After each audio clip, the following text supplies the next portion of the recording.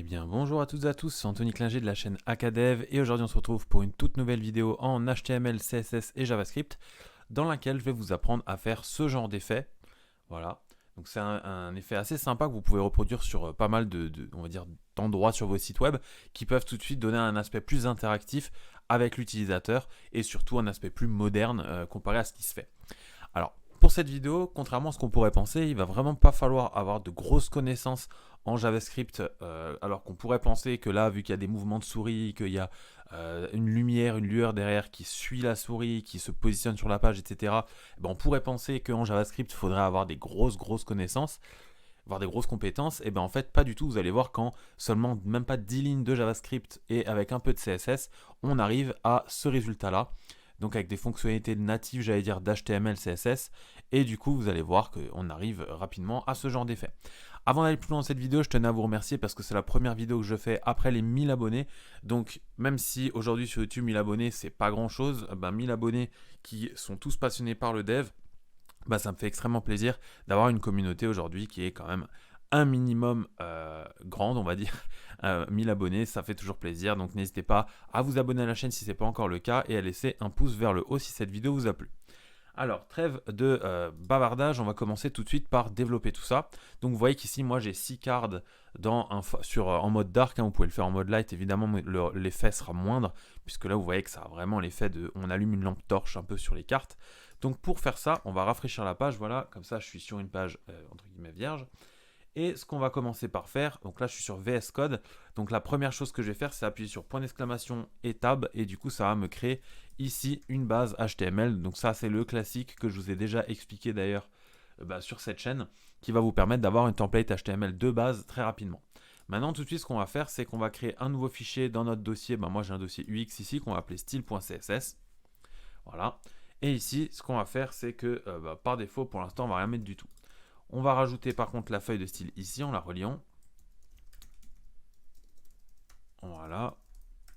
Ici, on va mettre style.css tout simplement. Et là, type text /css. Et là, on ferme la balise link.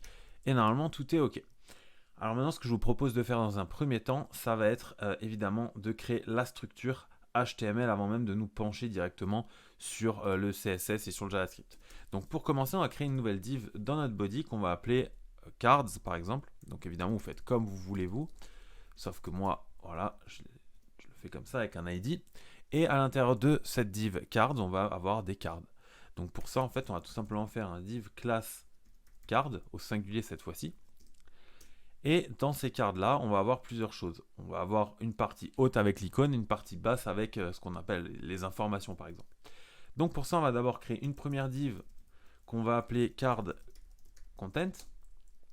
Dans cette card content, on va mettre une nouvelle div voilà, qu'on va appeler card-image. Puisque là, vous allez pouvoir mettre soit une image, soit un icône. On va mettre un icône, pardon. Là ensuite ici, avant même d'aller plus loin, on va ouvrir un nouvel onglet et on va aller chercher les Google Icons. Donc pour ça, vous faites comme je vous le montre actuellement. Vous allez sur le deuxième lien quand vous tapez Google Icons, vous descendez un peu. Et là, normalement, voilà, vous avez cette possibilité d'intégration. Moi, j'intègre par CDN. Vous pouvez très bien installer, comme j'ai déjà montré dans une autre vidéo, la fonte en local pour que ce soit plus rapide au chargement. Bon, ici, vu que c'est, comme dit, une petite... on va dire c'est juste histoire d'eux, je l'intègre directement avec le CDN. Voilà, ce qui nous permet en revenant en arrière juste ici d'accéder aux icônes. Donc ici on va bien cliquer sur matériel icône et on va pouvoir choisir directement ici des types d'icônes. Je le rappelle, sur Google matériel icône, vous avez la possibilité de switcher les icônes directement suivant ce que vous avez besoin. Ok, nous on va prendre par exemple le cœur comme on l'avait avant, on copie ici et on vient coller ça ici. Voilà, on ajuste, moi j'enlève le outline node, pas besoin. Voilà, donc là normalement si je rafraîchis pour l'instant, on a juste un cœur visible en tout cas sur la page. Voilà, donc maintenant qu'on a fini ça, on sort de la div card image et on va créer une nouvelle div. On va lui donner une classe qu'on va appeler card-info-wrapper. Et c'est là où vous allez pouvoir mettre toutes les informations que vous voulez qui seront appropriées à cette carte. Ici, on va créer une nouvelle classe, encore une fois, card-info. Et enfin, ici, une dernière classe, voilà, card-info-title, pour y placer les titres. Donc là, vous allez pouvoir mettre plusieurs titres. Moi, je vais mettre un H3, un H4. Je vais marquer, par exemple, je sais pas moi, ma chaîne YouTube. Voilà, après tout va dépendre de votre utilisation évidemment. Et ensuite on va mettre un H4, découvrez toutes mes vidéos. Voilà, par exemple. Et normalement ici, on a quasi terminé, c'est-à-dire qu'on a terminé notre structure de base. Donc là, si je rafraîchis, voilà ce qu'on a pour l'instant. C'est pas beau du tout, on est bien d'accord. Et maintenant, ce qu'il va falloir faire, c'est dupliquer ça. On avait vu qu'au départ, moi j'avais mis 6 cartes, donc on va refaire la même chose. Donc on va copier tout ça.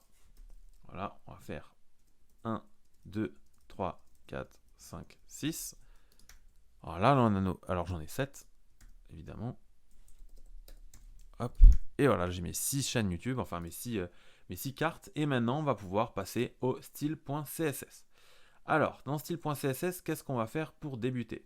Alors, pour débuter, ce que je vous conseille de faire en tout en haut, on va dire, c'est de déclarer route pour pouvoir donner des variables. Donc là, on va donner, par exemple, la variable bgcolor, qui est une variable RGB d'anthracite, donc du 20-20-20. Voilà comment on déclare des variables CSS. Si vous n'avez jamais vu ça, j'ai déjà fait des vidéos là-dessus également. Donc n'hésitez pas à aller voir, elles sont dans la formation CSS. Ici, on va mettre du coup un autre anthracite, mais un peu plus clair, on va dire. Voilà, mais vraiment très léger, comme ceci. Et on a fini la déclaration de nos variables. On va pouvoir passer directement au body, donc au corps de notre HTML. Alors dans ce body, qu'est-ce qu'on va mettre? On va tout simplement déjà display flex, tout ça. Mettre un align items center. Un background color. Donc là, vous pouvez mettre background ou background color, c'est égal. Hein. Et nous, ici, on va venir chercher du coup notre variable bgcolor, c'est comme ça qu'on l'appelle en CSS. On va mettre une hauteur de 100 VH. Voilà, puisque ce sera, on va dire, toute la fenêtre. On n'a pas besoin de plus, en tout cas pas pour cette vidéo. On va dire qu'on veut tout justify content center, donc tout centré. Pas de margin, pas d'overflow. Voilà, comme ceci. Et enfin, on peut le mettre même après ça, pas de padding. Voilà ce qu'on a pour l'instant. C'est pas tout à fait ce qu'on avait au départ, mais vous voyez qu'on commence à s'y rapprocher. Voilà, on va déclarer le style pour notre div cards. Ici, on va mettre display flex, flex-wrap, wrap. On va lui mettre un petit gap de 8 pixels, ça c'est à vous d'ajuster, ça va dépendre en fait de l'espacement que vous voulez entre chaque carte. Ici, on va définir par exemple 916 pixels pour le max width. Et le width ici, on va faire calque 100%.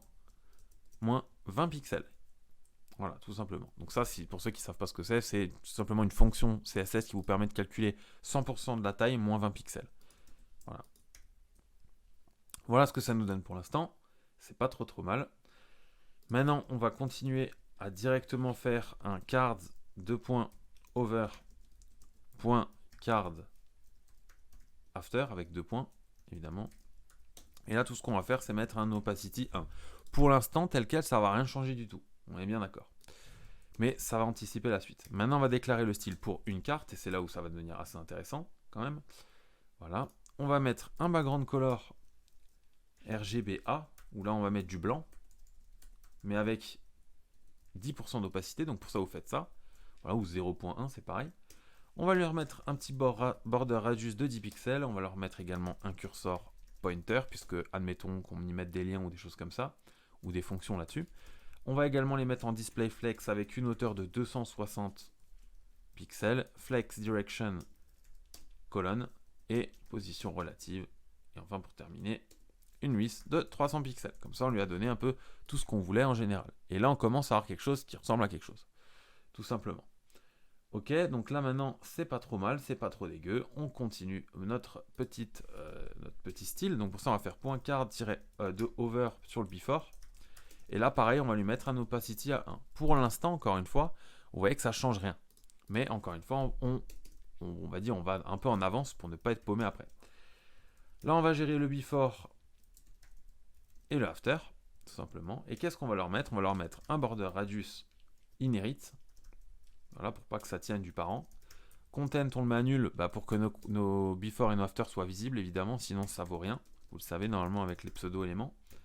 Voilà, on va mettre un 100% en left 0 pixel, opacity 0, position absolue, hop, top 0 pixel, transition, et là vous avez compris, vu ce qu'on a fait avant, une transition d'opacité en millisecondes sur de 500 millisecondes sur l'opacité et on va mettre un WIS 100%. Et là, normalement, si je rafraîchis, là déjà, normalement, vous ne voyez pas encore grand chose parce que là, notre opacité, elle est à 0. Voilà. Et que du coup, on a dit que quand on est là-dessus, ça se mettait en 100%. Sauf que là, comme vous pouvez le voir pour l'instant, on n'a pas encore attribué de background, donc on ne le voit pas. Pour ça, on va faire .card 2.before. Et là, on va lui mettre un radial gradient, pardon. Et c'est ça qui va nous donner cet effet en fait de lampe torche, on va dire.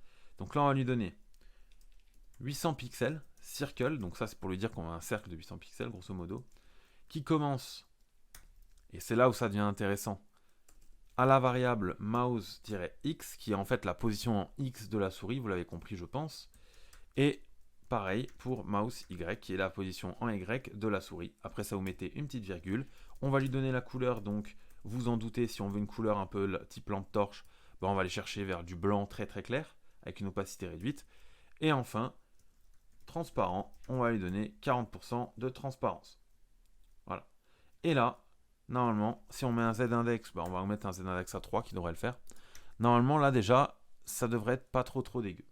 Voilà. Pour l'instant, on n'a pas d'erreur, c'est que tout fonctionne bien. Ce que je peux vous conseiller de faire, c'est d'inspecter également votre box et d'ouvrir n'importe quel truc. Allez sur, voilà, ça. Et là, normalement, pour l'instant, vous voyez qu'il n'y a rien. Donc tout ça, ça a l'air d'être OK. Il n'y a pas d'erreur, quoi. Maintenant, on va faire le after. Et là, en fait, ça va être quasiment la même chose. Donc, ce que je vous conseille de faire, c'est tout simplement copier-coller. Voilà. Sauf que là, ce sera plus du 800 pixels, mais du 600 pixels ici et ici. Voilà. 40% d'opacité. Enfin, voilà, ça comme ça. C'est ça, 40% d'opacité. Je vais faire ça comme ça. On change évidemment et on met after. Je rafraîchis. Vous voyez qu'il n'y a toujours pas d'erreur, donc tout est OK. Bon, de toute façon, en CSS, on ne risque pas d'avoir trop d'erreurs. .card. Et là, on va chercher card-content. On va lui mettre un background color de, souvenez-vous, card color qu'on avait créé au tout début. Un border radius inherit, comme d'hab. Display flex, le fameux flex direction colon. Flex grow, et là on le passe à 1. Inset, on le passe à 1 pixel. Le padding, 10 pixels.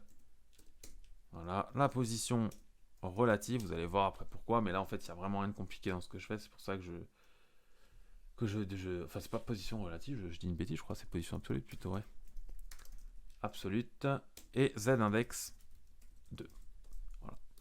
Je rafraîchis, et là vous voyez qu'on commence à avoir quelque chose qui ressemble à ce qu'on avait au départ. Donc là tout simplement vous voyez que le inset ici de 1 pixel, c'est tout simplement la genre de bordure qu'on a ici, tout simplement, hein.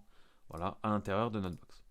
On va continuer tout ça. Donc pour ça, on va déclarer sur les H2 et les H3 par exemple et les spans, puisque pour l'instant on n'a que ça.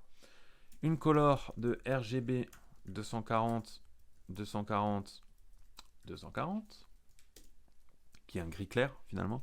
Une font family, on va lui donner par exemple la fonte Rubik, c'est celle que j'avais mis au départ. Une font weight de 400 et une margin de 0 pixel. J'enregistre, je rafraîchis. Voilà, on a à peu près tout ce qu'on voulait, c'est-à-dire la font family qui change, pas de margin, une belle couleur. Voilà et voilà. Ensuite, on va continuer. Donc là, d'ailleurs, je ne sais pas pourquoi découvrir toutes mes vidéos n'est pas passé. Ah ben j'ai dû oublier H4. Voilà. Très bien. Maintenant, on va passer sur card image. Align item center. Donc on lui rajoute display flex. Une 8 de 140 pixels, un justify content center et un overflow hidden. Je rafraîchis et voilà ce qui se passe. On a ici notre icône qui est venue se centrer ici dans la div card image qu'on a définie à 140 pixels de hauteur. On continue. Vous allez voir qu'on a bientôt fini. Donc d'ailleurs ça se voit. Card image span. Lui on va lui dire qu'on veut une font size 6EM et une opacity à 0.25. Voilà, comme ça on a un truc assez costaud quoi. Vous pouvez évidemment faire comme vous le souhaitez. Card info, enfin info wrapper, on va lui mettre pareil que l'autre. Align item center, display flex, flex grow, 1, justify content, flex start, pour le faire commencer au départ. padding 0, 20 pixels. Donc là, je rafraîchis, et là, du coup, vous avez compris, c'est bien ici qu'on est en train de jouer. On va faire .card-info ensuite, puisque c'est ça, c'est l'une des dernières diffs sur laquelle on va jouer en termes de style. Là, on va mettre un displayFlex. Vous voyez qu'on fait beaucoup de displayFlex, mais finalement, parce qu'avec des displayFlex, vous pouvez quasiment tout faire. Donc là, par contre, ça aussi flex start. Voilà, et un gap de 10 pixels. J'enregistre, je rafraîchis. Voilà, tel quel, normalement, on ne voit pas grand-chose, donc c'est que tout est OK. On va aller faire un .card-info-title. On arrive au bout. H3, on lui donne une font size comme on le souhaite. Voilà, un .em par exemple, et 9.8 de 20 pixels. Voilà, c'est tout simplement notre H3. Hein. Et enfin, on peut reprendre également ça et gérer maintenant le H4. Donc pour ça, on va mettre une couleur, RGBA, pardon, qui là sera à 50%. Une font size de 0.8 EM et un margin top de 8 pixels. Ok, et là on a normalement fini le style par défaut de nos box. Bon, vous voyez, il n'y a vraiment rien de compliqué. Hein, là, tout ça, normalement, vous savez déjà le faire. C'est vraiment pas compliqué. C'est maintenant que va intervenir la dernière partie de cette vidéo en JavaScript, où vous allez voir que c'est vraiment très très simple d'arriver à nos fins. C'est-à-dire qu'on va rester dans l'index.html, ici. Je vais enlever la partie de gauche, comme ça vous allez mieux voir. Et ici, on va déclarer un script de JavaScript très simple. Voilà, dans lequel on va d'abord faire un document.get element by id. On va chercher cards, évidemment. .onMouseMove. Oula, comment j'écris move moi? Pas de.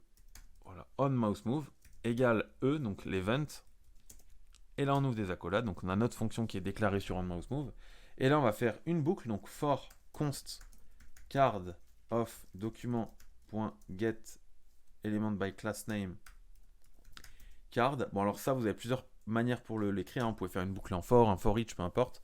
Là en fait, le plus simple et tout simplement, c'est qu'on a créé une boucle for en lui disant que tu vas nous chercher toutes les cartes qui ont la classe card, en gros. Ça nous permet de ne pas devoir faire d'abord un appel de, par exemple, un query selector, puis ensuite faire une boucle derrière. Là, on fait tout en une ligne, en gros. Mais vous pouvez faire de plein de manières différentes. Et là, on va faire le fameux get bounding client rect, et ça va nous permettre de retourner derrière des informations liées à la position. X égale e.client x moins rect.left. Et là, pareil, pour y, vous allez faire y égale e.client y moins rect.top, puisque là, on va gérer l'horizontalité et là, la verticalité. On soustrait ici, en fait, la position en X de la souris avec, si vous voulez, la position à gauche du rectangle en question donc de la carte. Voilà, on a presque terminé. Après ça, point virgule. D'ailleurs, ici, c'est pas une virgule, mais bien un point virgule, si j'ai pas de bêtises. Toc, toc, toc. Non, je dis une bêtise. Ici, c'est bien une virgule, parce qu'en fait, rect contient ça, ça et ça. C'est bien un objet. Je sais pas pourquoi j'ai cherché à faire n'importe quoi. Style.setProperty. Voilà. Ici, on va mettre mouse x. Souvenez-vous, on l'avait déjà utilisé avant. Virgule. Là, si vous pouvez le mettre, vous mettez des anti-apostrophes. Je sais pas comment on appelle ça. Et vous allez venir placer x, px. Donc là, ça, c'est une manière d'appeler des variables ou des constantes en JavaScript directement dans une chaîne de caractères sans avoir à se soucier, on va dire, de si ça fonctionne ou non avec l'incrémentation, l'indentation, c'est ça plutôt. Style.setProperty, exactement la même chose, mais cette fois-ci avec mouse Y. Voilà, virgule, on ouvre les anti-apostrophes, Y, PX. Et là, normalement, si vous avez tout géré comme moi, non, ça ne fonctionne pas. Donc, qu'est-ce qui me manque? Alors, ça, je vais regarder si ma console me donne une erreur. Non, donc c'est que ça doit être OK. Je vais ouvrir ici mes cartes. Donc là, on voit bien, vous voyez ici que ça fonctionne bien. Donc à mon avis, j'ai dû faire une petite erreur au niveau de mon style.css. On va retourner là-dedans. Voilà, donc à mon avis, ça doit être au niveau de, voilà, mon before et mon after. Alors on a notre radial gradient. Ok, c'est bon, je vois où c'est. On a mis ici, en fait, une parenthèse qui devait aller ici, évidemment, pour fermer la couleur. Et du coup, voilà comment ça fonctionne. Là, ça fonctionne bien. Alors évidemment, vous voyez que là, c'est assez puissant. Maintenant, vous pouvez très bien rapetisser, enfin, enlever un peu d'opacité derrière tout ça. C'est très simple, hein. Il vous suffit d'ici, par exemple, mettre 2. Et là, vous voyez que c'est déjà plus fin, plus smooth. À vous de voir ce que vous allez préférer. Donc voilà, si cette vidéo vous a plu, n'hésitez pas à laisser un pouce bleu, à vous abonner à la chaîne. C'était Anthony Klinger de la chaîne Acadev. On se dit ciao tout le monde.